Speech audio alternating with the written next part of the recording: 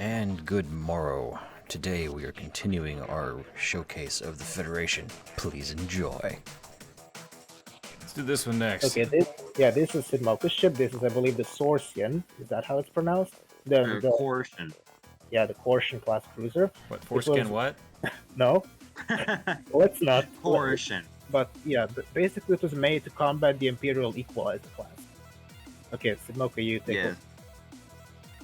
So the Coercion class is a later war design, specifically as Matrikar said, designed to combat the Equalizer, not in the fact that it is an exact equal to the ship, but in the fact that at the time in the war, the main ship that the Federation had that was capable of fighting ships such as the Equalizer was the Artemis. The problem was the Artemis was large and was expensive to produce, and as such they couldn't use them on the same scale that the Imperials used the Equalizer. So they created two ships, this being one of them, we'll get to the other one later on, that were designed to fix this problem. This one was intended to be the next sort of universal use ship like the Equalizer. If you saw a Federational fleet in the later war, this would probably be in it as the main punching power. As far as its weapons go, it is actually more heavily armed than the Equalizer. And it also has the beam weapon on it, which is pretty rare for Federational ships. Federational ships usually don't have the beam weapon, but the beam weapon was put on there to keep the Equalizer's shields weak, so they could take advantage of the high firepower at blasting its hull for longer periods of time. Compared to other Federational ships, its AA capability is actually a bit lower. It has two octuple, I think, AA turrets, which, while providing a lot of firepower, can't target many more than one ship at a time. There's that one and the one at the bottom. The ship has an internal hangar, so it doesn't actually have as much HP as the Equalizer. If I remember correctly, I think it has 6 million, whilst the Equalizer has 7 million.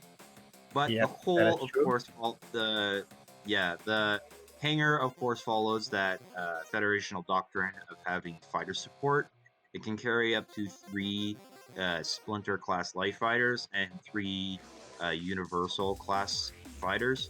Only way to actually get into the upper decks, or where most of the ship is those elevators. This contains a more advanced version of the elevator. When I did the Artemis, I did a lot more elevators, and so I got more used to it. These elevators are actually the first ones I did, where the door to this other level was on the left of the elevator, or the other side. So that door doesn't open up twice. It made it much more simpler to use. Most of the rooms are empty because, I don't have the time to fill them all, but I built them. This one also uses a similar bridge, the same bridge design as the Artemis and the Sunflare, but a more advanced one with secondary control sections and, a better bridge, a better command section. Once again, this ship carries a notable weakness, like on most Federation ships. And when I was in-game, I was actually testing out this ship against the Equalizer. Now, of course, since in-game the AI is kind of retarded, and it turns out the Equalizer actually wins.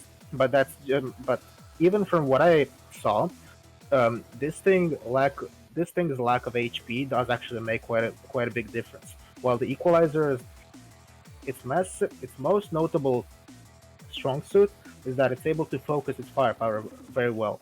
While this thing also, that's also the case with this ship, but it's not able to focus it as well as the Equalizer. And also, as Loka said previously, on the engines, or around the area of the engines, are most of reactors and shields.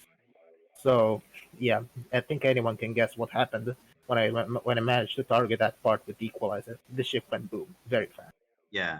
If you manage to get to the rear end of it and target its rear engine, the center one where most of the reactors are, it go boom. All right, let's move over. That's Okay, Jack. mostly it. Please join us next time for more Starship Breakdowns. This is Jack, Fly Reckless.